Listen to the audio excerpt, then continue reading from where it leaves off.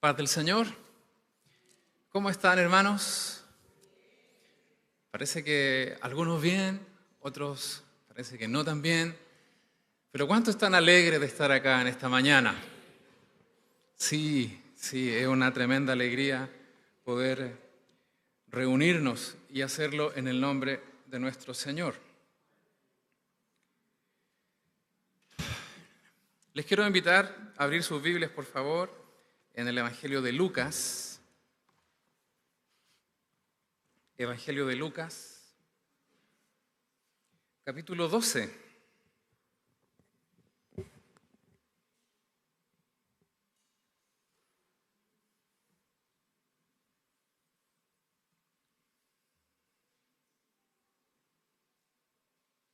Si usted ve que alguien no tiene Biblia, acérquese y compártala. Yo creo que hace tan bien poder compartir la palabra del Señor. Evangelio de Lucas, capítulo 12 y versículo 32. Dice así la palabra del Señor. No temáis, manada pequeña, porque a vuestro Padre le ha placido daros el reino. Amén. Por favor, acompáñeme a orar una vez más, porque tengo la urgente necesidad de que el Señor hoy se glorifique una vez más. Señor, gracias porque tú estás con nosotros ahora, en este lugar. Tal vez hay muchas preocupaciones que llenan nuestros pensamientos, tal vez hay aflicciones, tal vez hemos llegado a este lugar necesitados de ti. Te ruego que tu palabra en esta hora, que sea tu palabra la que una vez más nos confronte, nos anime, nos consuele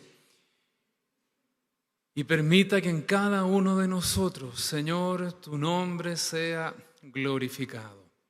Háblanos, Señor, háblanos, porque a eso también hemos venido en esta mañana. Amén. Amén. He titulado este sermón como Venga tu reino. Y qué expresión más hermosa, más profunda, qué expresión más alentadora en un tiempo lleno de dificultades, de contradicciones, de persecuciones a determinadas formas de pensar. Y es que el reino del Señor lo llena todo. El reino del Señor es suficiente. El reino del Señor es una promesa futura pero presente. El reino del Señor es un estado permanente. El reino del Señor se va a perfeccionar en la eternidad. Sí, el reino del Señor es muy amplio. Y la predicación de nuestro Señor precisamente giró en torno a esta expresión. El reino de los cielos, el reino de Dios y el reino.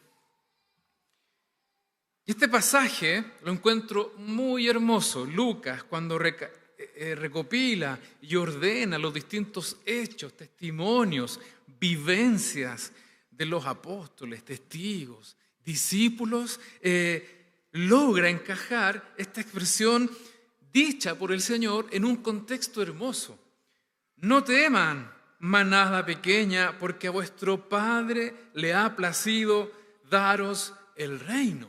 Y los versículos previos nos enseñan sobre el afán y la ansiedad, nos enseña también sobre aquellas cosas que nos roban la paz.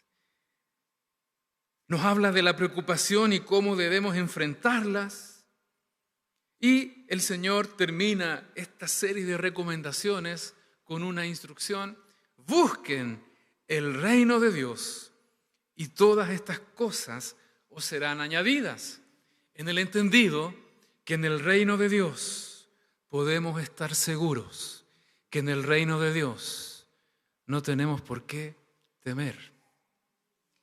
El pasaje paralelo a este relato lo encontramos en Mateo. Mateo capítulo 6.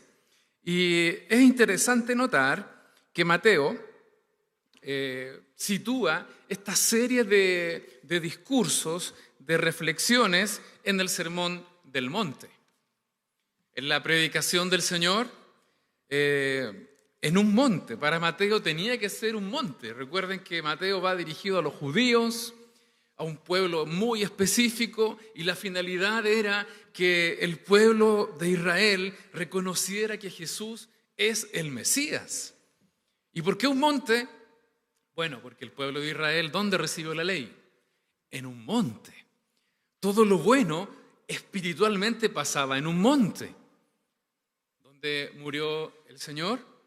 En un monte que se llamaba La Calavera. ¿Dónde tenemos nuestra parcela? En un monte.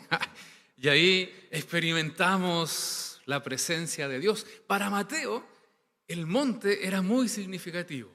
Y lo que hace Jesús desde el capítulo 5 de Mateo en adelante es dar este hermoso sermón que no es otra cosa que la reinterpretación de la ley, los principios éticos, morales, por los cuales ha de regirse este reino. Y es muy interesante porque esta nueva reinterpretación en los labios del Señor implica una nueva ética, una nueva forma de vida. Y ahí el Señor se encarga de dar muchas enseñanzas. Por ejemplo, oíste que fue dicho, pero yo os digo. ¿Qué autoridad? Ahí vemos la autoridad de Dios aplicando la ley de una manera mucho más profunda que solo letra. ¿Oíste que fue dicho? Ojo por ojo, diente por diente. Pero yo os digo, dijo Jesús, amen a vuestros enemigos. Una enseñanza muy profunda, que al parecer esta enseñanza tenía como propósito distinguir, darle una identidad propia a los que querían seguir a Jesús.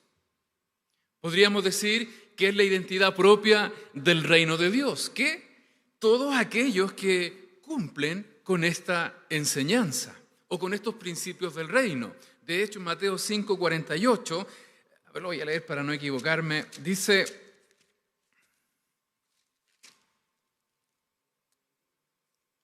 sed pues vosotros perfectos, como vuestro Padre que está en los cielos es perfecto. ¿En el entendido de qué?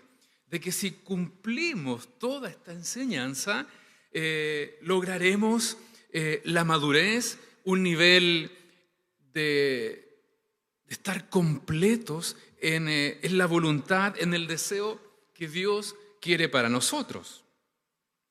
Entonces, vemos que el reino se caracteriza por determinados aspectos que impactan o deben impactar en la identidad de todo aquel que quiera recibir este tremendo reino de los cielos. Jesús mismo se encarga de poner otro ejemplo. ¿Oíste que fue dicho? Si alguien te pide que lleves la carga por 1 milla, ve con él 2. ¿Pero cómo? Si alguien te pide prestado la capa, dale también la parca, el abrigo, y si tiene frío, los guantes y el gorro.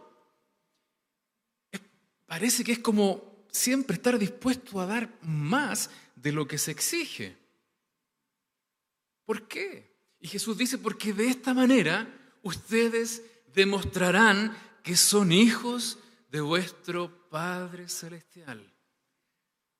Entonces, al pensar en el reino de los cielos, es pensar en una identidad comunitaria, pero individual, que nos va a distinguir de otros tipos de pueblos. Y no solo para distinguirnos por sí, sino que distinguirnos con un propósito muy especial. Yo no sé si usted ha disfrutado las alabanzas, la dirección de nuestra hermana Tamara, que es la primera vez que dirige y lo está haciendo muy bien. Así que anímela también, porque quien dirige un día domingo acá necesita de ustedes para poder juntos entregar al Señor un culto que le agrade. No sé si ha disfrutado las alabanzas, no sé si ha podido pensar en las letras que ahora se ven más nítidas, ¿sí o no? Sí. Ahora, yo no he visto casi nadie así con los ojos chinitos mirando a ver qué dice. No. Es todo lo que hacemos, hermanos, en la vida de iglesia, cuando nos reunimos, yo creo que tiene dos propósitos. Y nunca perdamos de vista por qué venimos los domingos acá. No es porque no tengamos nada más que hacer. No es porque quiero juntarme con mis hermanos que quiero tanto, solamente. Sino que los propósitos fundamentales por los cuales nos reunimos es, en primer lugar, para alabar el nombre del Señor. Sí, eso es transversal. Esto, si no hay una adoración, de nada sirve nuestra teología, nuestro estudio y comprensión de la palabra. Pero también nos reunimos para que como iglesia seamos edificados, equipados. La pandemia ha dejado varios estragos, y no me refiero solo a la salud, no me refiero a la partida de seres queridos, no, sino que también ha impactado nuestra forma de pensar también en nuestra vida de iglesia. Tristemente he escuchado comentarios como los siguientes: yo no necesito congregarme, yo estoy bien con el Señor, con mi devocional diario, con mi oración diaria y con lo que Él me habla en forma privada. Es como que excluyen la vida de iglesia y la consideran como algo opcional. Pero saben que el epicentro de nuestro crecimiento se da en el contexto de una vida en comunidad, de una vida de iglesia. Cuando nos congregamos, el Señor nos habla a todos y nos quiere equipar de una manera maravillosa para un propósito. Esto implica, y si podemos hacer un resumen de toda la enseñanza de nuestro Jesús, de nuestro Señor, en el contexto que vivimos actualmente, es que a través de nuestras vidas, si hemos de ser equipados, si hemos de ser instruidos, es para que su nombre pueda ser dado a conocer a quienes aún no le conocen. Esa es la labor fundamental de la iglesia, la gran comisión: id y predicar el evangelio a toda criatura. Pareciese ser que el corazón de Dios está quebrantado por los perdidos. Y eso es así, porque dio a su Hijo, a su único Hijo, para que muriese por cada uno de los pecadores, incluidos todos nosotros.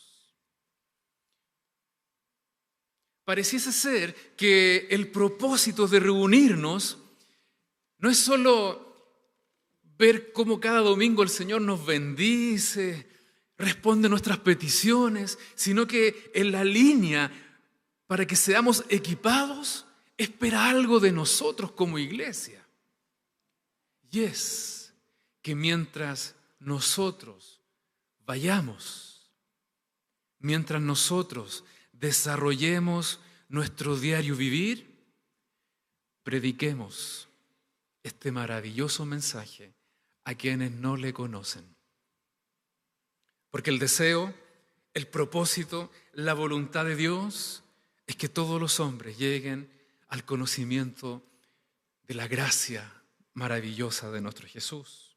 Entonces, es imposible desconectar que la labor de la iglesia, que debe tener una identidad bajo los principios del reino, tiene el propósito maravilloso de seguir predicando, enseñando y haciendo discípulos a todas las etnias. Y muchas veces nos perdemos en el enfoque. Muchas veces tal vez nos desvivimos por otras cosas y perdemos de vista que el reino de los cielos no consiste en comida ni bebida, sino que en la predicación poderosa de lo que Jesús nos dejó.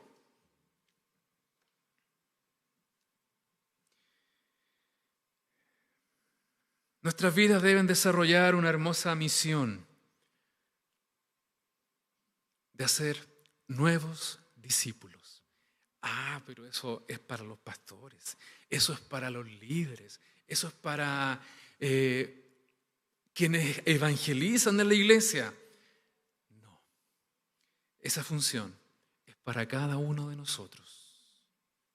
Mientras vayamos, mientras estemos trabajando, mientras los jóvenes vayan a la universidad, mientras nosotros estemos con nuestros vecinos, mientras vivamos nuestra vida normal, tenemos que dar a conocer a Cristo. Y una de las formas misteriosas, pero hermosas que vemos en su palabra, es que la manera más efectiva de poder hacer discípulos, de poder cumplir con la misión de la iglesia, es vivir y disfrutar el reino de los cielos. Esto a mí me llena de emoción, me llena de expectación también, porque al imaginar una iglesia empapada por la identidad del reino de Dios, yo no esperaría otra cosa que todos los domingos, que cada semana, nuevos hermanos, nuevas personas se añadan al cuerpo de Cristo al recibir con autoridad y propiedad este mensaje de salvación tan hermoso. Ahora, si entendemos nuestra misión y si comprendemos que para llevarla a cabo se requiere un perfil, se requiere que desarrollemos una identidad propia del reino, la pregunta que cabe hacernos es: ¿qué tan lejos o qué tan cerca cada uno de nosotros estamos dentro de la evaluación de esta identidad del reino de los cielos? Y aquí se comienzan a producir cierto tipo de incomodidades, yo lo reconozco. Porque cuando la palabra nos confronta y nos exige en base a evidencia, nuestra actitud no puede ser de indiferencia. ¿De qué manera usted y yo, de qué manera tú y yo podemos evaluar si nuestra vida en el reino produce los frutos que el Señor está esperando que produzcamos?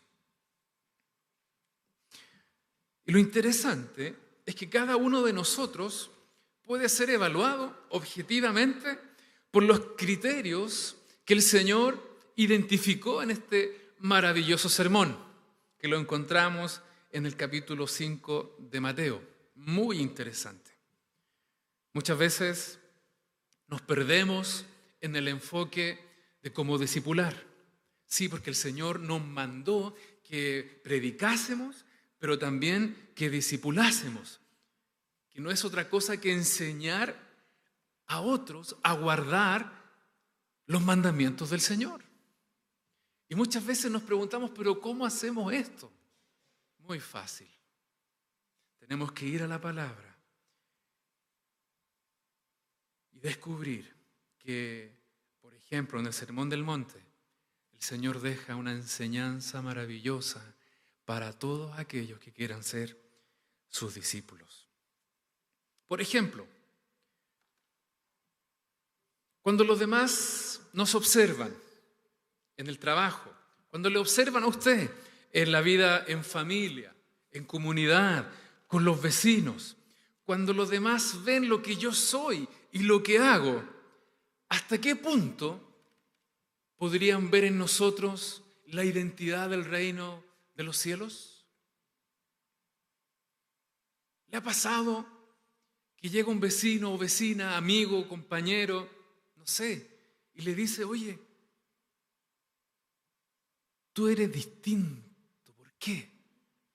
No sé si le ha pasado. Tú no reaccionas de la misma manera. Tú no te involucras en el bullying colectivo que hacemos cuando intentamos pasar bien con los demás. ¿Por qué eres así? Y esa es yo creo que la evidencia principal para demostrar y dar una argumentación de que el reino de los cielos ha llegado a nuestra vida y ha transformado nuestra manera de pensar para que nuestro accionar sea distinto. ¿Hasta qué punto los demás ven en nosotros esta identidad del reino? Tal vez hay áreas en nuestro carácter que deben seguir siendo sometidas al fuego del Santo Espíritu para que sea consumido todo aquello. Recuerden que el que comenzó en vosotros la buena obra la está perfeccionando hasta el día de Jesucristo. Y el Espíritu Santo está muy interesado en moldear nuestro carácter. ¿Para qué? Para que seamos más como el Señor y así reflejar a Él los cambios maravillosos que ha hecho en nuestra vida y dar testimonio de que esto es verdad. Pero el Espíritu Santo nunca va a poder entrar donde nosotros no le permitamos. Entonces esto, al parecer, es un tema de convicciones y de decisiones radicales todos los días. Si bien es cierto, al rendir nuestras vidas al Señor, pertenecemos a este reino suyo, porque le reconocemos como Rey, nosotros como su pueblo, sus súbditos, sus esclavos, su especial tesoro. Y para vivir en ese reino, al parecer, hay que vivir en un proceso constante. Jesús habló en el Sermón del Monte de los pobres en espíritu. Habló de aquellos que lloran. Y miren, los mansos, los que tienen hambre de justicia, los misericordiosos, los puros de corazón, los pacificadores, los que son perseguidos por su justicia, los que son insultados a causa del compromiso que tenemos con Él. Y esto a mí me habla en primer lugar del enorme amor que Dios tiene con quienes están afligidos, con quienes lloran, con quienes se sienten solos, con los que tienen el anhelo, una necesidad de Dios, pero que no han podido suplir porque la vida o los errores en la vida les ha marcado y causado tanto daño.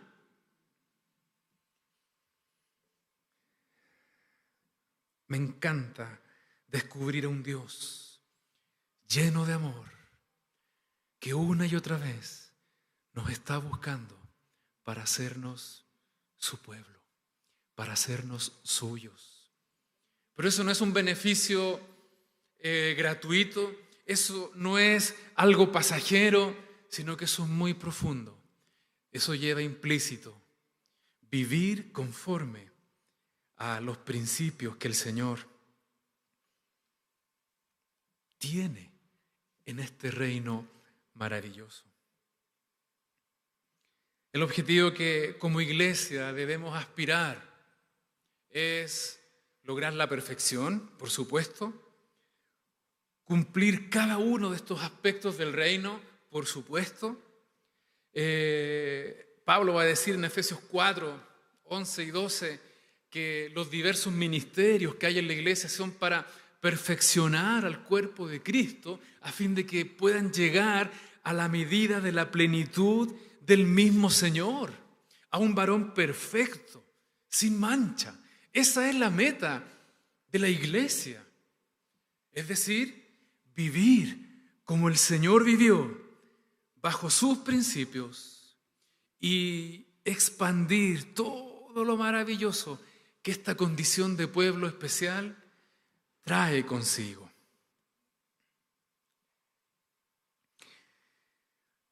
Es muy importante que entendamos, que comprendamos cuál es la función, el objetivo de la iglesia. Si usted ha venido a buscar amigos, a los jóvenes tal vez, déjeme decirle que la iglesia no es eso en esencia. A los solteros o solteras se han venido a la iglesia a buscar la voluntad de Dios. Sí, es un buen indicio, pero no es el propósito principal. Los que estamos acá hemos sido salvados por nuestro Señor. Todos los que estamos acá hemos sido pecadores, nos hemos arrepentido y el Señor nos ha perdonado. ¿Cuántos dicen amén a esta realidad? Y eso ha traído en nosotros una nueva forma de vida. Pero eso no lo es todo en nuestro caminar con el Señor. Porque si hemos sido escogidos pueblo de Dios, como va a decir Pedro en una de sus epístolas, si somos tan especiales, si somos tan amados, si somos considerados por Dios un pueblo especial, una nación santa, es para que en nuestra función podamos dar a conocer a los que no conocen al Señor que hay esperanza. Para eso la iglesia existe. Y es muy interesante porque en la medida que nosotros identifiquemos el propósito suyo dentro de la iglesia, nuestras prioridades van a ser muy marcadas. Por ejemplo, quiero mostrarles un cuadro. Si lo pueden proyectar, por favor. A lo largo de la historia, la iglesia se ha caracterizado por ciertos énfasis. Y el teólogo Robert Weber, en su libro La antigua fe futura, es un título bien extraño, pero muy interesante, establece que la iglesia, desde que comenzó, es decir, desde el año 33 aproximadamente hasta ahora, ha vivido ciertos procesos y la prioridad o el énfasis que la iglesia vive en esos procesos es producto de la cosmovisión o el entendimiento que la iglesia en el tiempo de la historia le ha dado. Por ejemplo, en el periodo clásico, que llamemos este periodo en el primer siglo, desde el primer siglo, entre los años 100, estamos hablando de la iglesia primitiva, hasta el 600 después de Cristo, el énfasis fue el reino.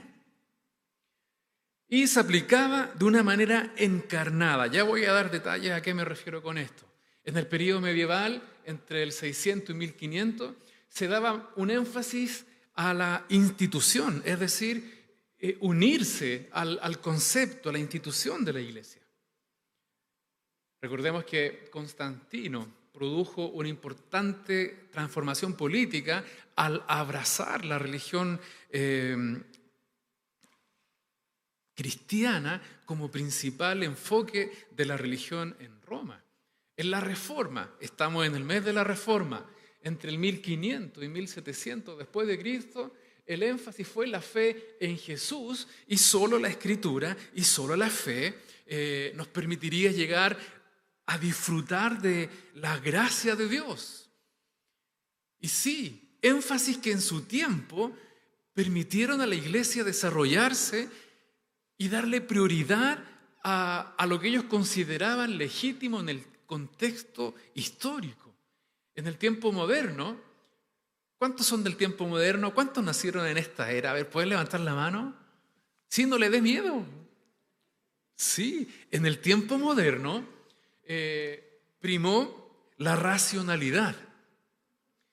Y está centrado en los números, está centrado en métodos, en evangelismo, en misionología, en plantación de iglesias.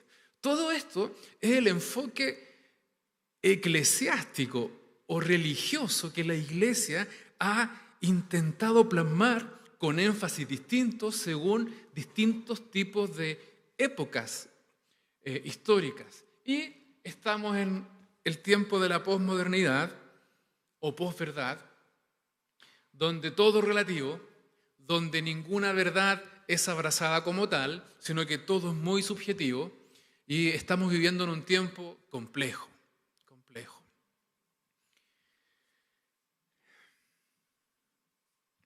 Si hay algo que destacar en este cuadro es que, si bien es cierto, cada período de la historia contribuyó a la cosmovisión particular de la Iglesia en su tiempo. Por ejemplo, ¿qué sería de la Iglesia hoy día sin la Reforma? Hombres como Lutero, usados por el Señor, permiten que hoy día nosotros tengamos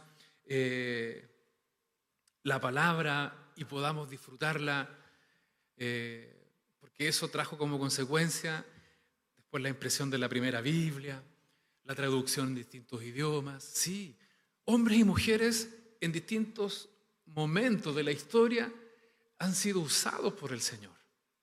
Y hoy día, en la posmodernidad, donde todo es relativo, se exige o se aplica en la Iglesia a una vida auténtica. El mayor crecimiento de la Iglesia en este tiempo de la historia ha sido en el período clásico, en el primer siglo, con los primeros cristianos. No ha habido un avance mayor de la Iglesia a lo largo de la historia que aquellos que vivieron con el énfasis de vivir la encarnación del reino en sus vidas. Esa era la prioridad, ese era el enfoque. Vivir la vida como la vivieron los primeros discípulos. Vivir la vida de iglesia como la vivió la iglesia del primer siglo. A eso se le llamó, este autor, Weber, a esto le llamó la encarnación del reino. Y he reflexionado bastante sobre esta particularidad en la encarnación. ¿Por qué? Porque yo creo con todo mi corazón, es que si no, no estaría aquí de pie. Creo con todo mi corazón que Dios no ha cambiado, que Dios sigue siendo el mismo ayer, hoy y siempre. Y creo con todo mi corazón que lo que Jesús vino a enseñar tiene un impacto hoy, 2000 años después, y todo lo que Él ha prometido está disponible para su iglesia. Entonces, ¿saben, hermanos? En estos distintos énfasis de la historia, donde la iglesia ha marcado diferencias, yo creo con todo mi corazón que en este tiempo debemos volver a encarnar el reino de los cielos en nuestra vida de iglesia. Gracias, querida y amada hija. Esto nos lleva a la necesidad de que en el mundo actual la iglesia pueda reflejar el reino de los cielos. Esto nos lleva a la convicción, a la real necesidad que el tiempo actual es el escenario ideal para que la iglesia demuestre, encarne en vida propia, entre los más adolescentes, jovencitos, hasta los más adultos, encarne la identidad del reino.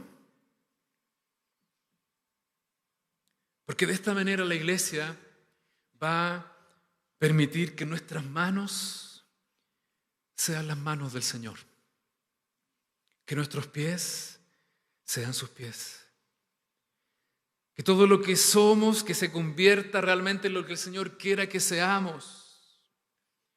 Es vivir de una manera tan real el reino de los cielos que los demás puedan dar testimonio. ¡Wow! Verdaderamente parece que hay un Dios y quiero conocerlo. La realidad de Chile hoy día es muy distinta a la década del 80. Y Jesús dijo muy claramente que íbamos a ser reconocidos como sus discípulos, o dicho de otra manera, íbamos a ser reconocidos como miembros del reino de los cielos al ver cómo nos amamos. Hoy día hay tanta pobreza, y no solo material, sino que todo tipo de pobreza, valórica, pobreza en la familia, pobreza en cultura, distintos niveles de pobreza que azotan a nuestra sociedad, y al parecer la iglesia aún no se conmueve como lo haría el Señor. Y no se trata de vivir una vida llena de caridad en reemplazo de principios bíblicos. Pero qué distinto sería, hermanos, si esta iglesia local fuese reconocida por el amor que expresan a las personas en situación de calle que están viviendo ahí, que pasan desapercibidas todos los días por miles de personas, pero que hay una iglesia llena del Señor que no es indiferente al sufrimiento de aquellos que no le conocen y son movidos a algo. Ustedes sabían que hace un par de años los vecinos de acá del pasaje Argentina, porque así se llama este pasaje, pudo haberse llamado Venezuela, pero Argentina, porque tenemos más hermanos venezolanos, por eso lo digo, pensaban que nuestras reuniones eran para un grupo cerrado, que ellos no podían entrar. Y eso me dolió una enormidad cuando lo supe. Y fue como un puñal que se clavó. ¿Qué estamos haciendo como iglesia para hacer las manos del Señor e ir donde aquellos que más lo necesitan? ¿De qué manera estamos transmitiendo este reino maravilloso de los cielos si no nos conmueve el sufrimiento de lo que hoy vemos día tras día? Me encantaría que el Señor fuese glorificado en medio nuestro con reconocimientos a su nombre de personas que no nos conocen, pero que han visto en nosotros cómo el amor que brota por los perdidos, por los que no conocen al Señor, se hace tan cercano. Esa es una medida concreta para poder evaluarnos en función de qué tan cerca estamos de vivir en el reino. El primer siglo, los cristianos se destacaron por vivir de una manera a toda prueba. Los primeros creyentes encarnaron al Señor. Y este tipo de vida atrajo a muchos al Señor. Miren a quién voy a citar, no se escandalicen, por favor. San Agustín dijo: anda y predica a todos del amor de Dios. Y si es necesario, abre tu boca.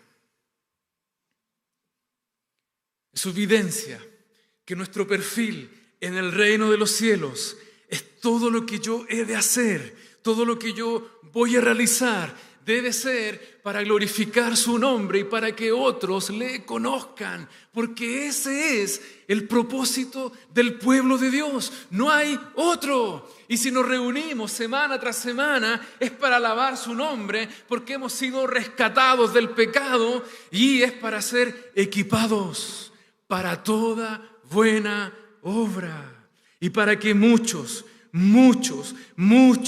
puedan conocer a este Jesús maravilloso, no solo a través de la predicación, sino a través de lo que los demás ven en tu vida. Y ahí cambia, porque no muchos están dispuestos a permitir que el reino de los cielos irrumpa en nuestras vidas.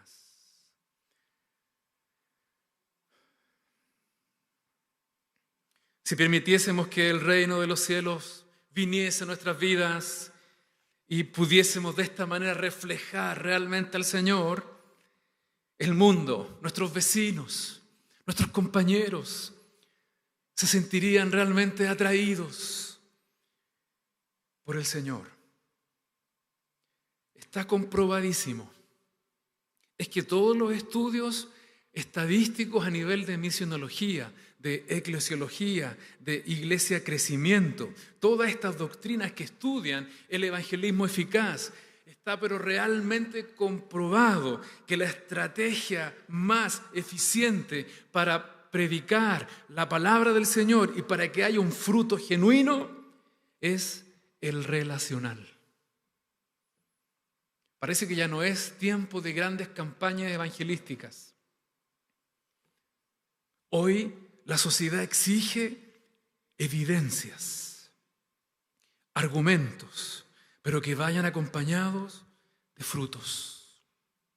Hoy, al parecer, el reino de los cielos exige hombres y mujeres dispuestos a darlo todo por aquel que lo dio todo por nosotros.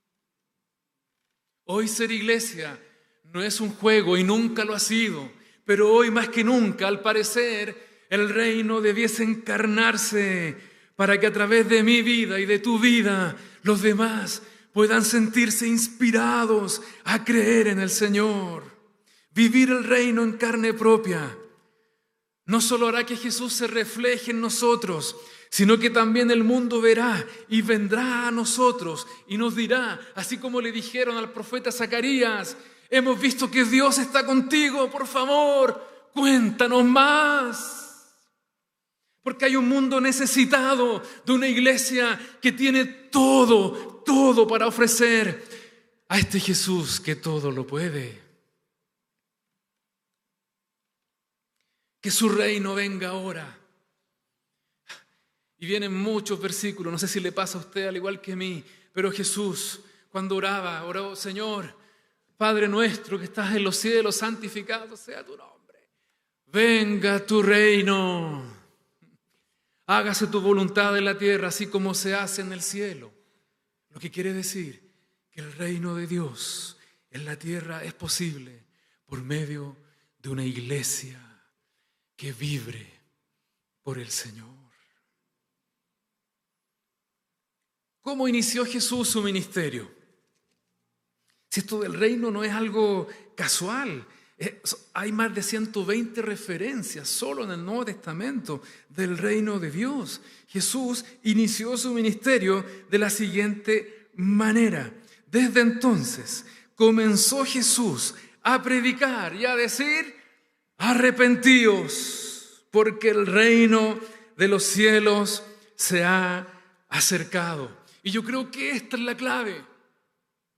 Yo creo que este punto es el fundamental para una iglesia que quiera vivir, disfrutar el reino de Dios con todo lo que ello implica. Hay un requisito y no solo es para los inconversos, sino es para todos nosotros. Para poder disfrutar del reino de los cielos se requiere un arrepentimiento genuino. ¿Y qué es esto? Cambiar nuestra manera de pensar, porque solo así Dios podrá actuar y hacer que nuestra vida produzca hechos, acciones que le agraden. Un arrepentimiento bíblico no solo es darle la espalda al pecado, no solo es conducirse por la senda correcta, sino que la definición de arrepentimiento es cambiar nuestra manera de actuar porque hemos comprendido que nuestro pecado le ha causado tanto dolor a nuestro Dios que no lo volveremos a hacer. Yo no sé si usted se ha sentido arrepentido o arrepentida así en determinadas situaciones con su esposa, con sus hijos, con amigos, de haber metido la pata hasta el fondo y haberse dolido tanto que ese dolor provocará: no, nunca más voy a caer en eso. Eso es arrepentimiento también. Lo que implica que para poder acceder a esta plenitud del reino de Dios, a que este reino se encarne en nuestras vidas, a que podamos ser esa iglesia como la del primer siglo, que todo lo que haga glorifique el nombre de Dios. Que no seamos indiferentes, que no podamos quedarnos callados con el dolor de los que sufren. Porque algo, el reino nos impulsará a movernos como Jesús lo hacía, para que vivamos en esa realidad. Arrepentíos, porque el reino de los cielos se ha acercado. Permitir, en definitiva, que este Señor, que este Rey gobierne nuestras vidas y estar dispuestos a decirle: sí, Señor, te seguiré donde quiera que vayas. Lo que tú quieras, Señor, heme aquí. Señor, quiero reflejarte a ti, para que mis hijos te conozcan, para que mi esposo o esposa pueda creer aún más. Quiero que mi carácter sea sometido a los principios del reino. Quiero que quites todo orgullo, todo egoísmo, para que el reino de los cielos pueda testificar a los que no te conocen. Quiero permitir que mi vida, Jesús, solo te refleje a ti. Y saben, hermanos, cuando vivimos de esta manera, algo sobrenatural va a ocurrir, porque así ocurrió en el libro de los Hechos, así ocurrió en las iglesias que fueron plantadas por este poderoso mensaje del reino. Eso es lo que predicaba Pablo, el mensaje del reino. Algo va a ocurrir. Nuestra comunidad de fe va a recibir a muchos quebrantados, muchos pobres en espíritu, muchos desamparados física o espiritualmente. ¿Saben por qué? Porque a través de la iglesia sus vidas van a ser restauradas.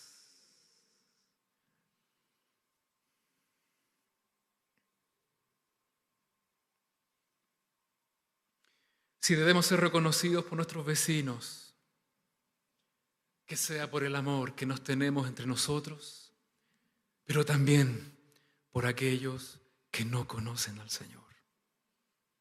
Tenemos un hospital aquí tan cerquita, tanta necesidad.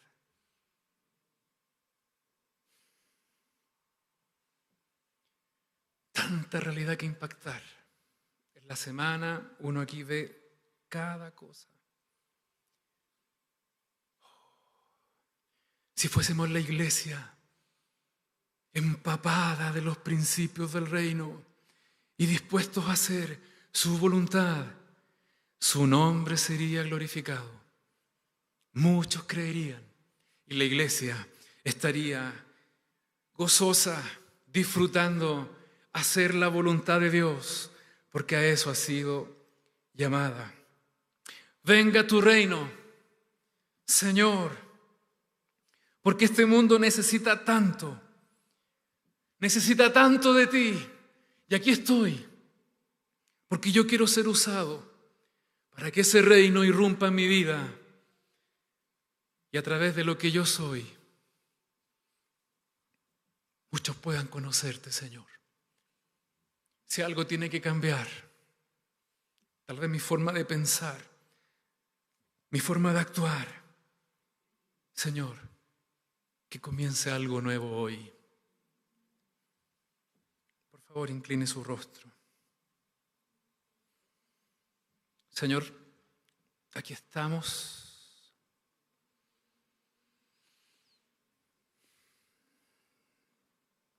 Tan necesitados de ti. Aquí estamos, Señor,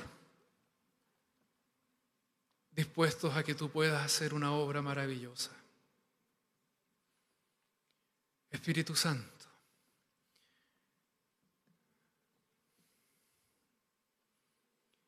yo ruego que puedas pasearte en medio nuestro, quebrantarnos, recordarnos situaciones, tal vez desnudarnos ante ti una vez más y mostrarnos cuán necesitados estamos. Tú nos has traído a este lugar porque somos tu especial tesoro, porque somos tus hijos, porque somos tu pueblo. Y como quisiera que tu iglesia, tu pueblo, en este mediodía pudiese exclamar a viva voz: ¡oh, venga tu reino! ¡Venga tu reino! Que se haga tan real en este tiempo, que nuestra prioridad sea vivir como tú has vivido, Señor. Que nuestra prioridad sea abrazar los principios de la iglesia del primer siglo y avanzar, porque estamos seguros que eres el mismo, que no has cambiado, pero aquí estamos, necesitados de ti, reconociendo que algo profundo debes hacer en nuestras vidas para cambios, y que esos cambios glorifiquen tu nombre. Si nos has traído hoy hasta este lugar, que sea para equiparnos, que sea para que tú, como ese perfecto Señor, puedas quitar todo peso que no corresponde y que puedas equiparnos como tú bien lo sabes hacer. Señor, ayúdanos, ayúdanos. Aquí estamos. Aquí estamos.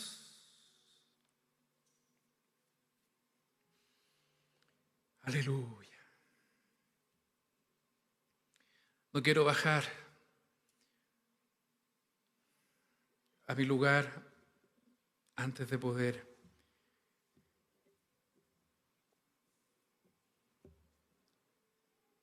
invitarles de parte del Señor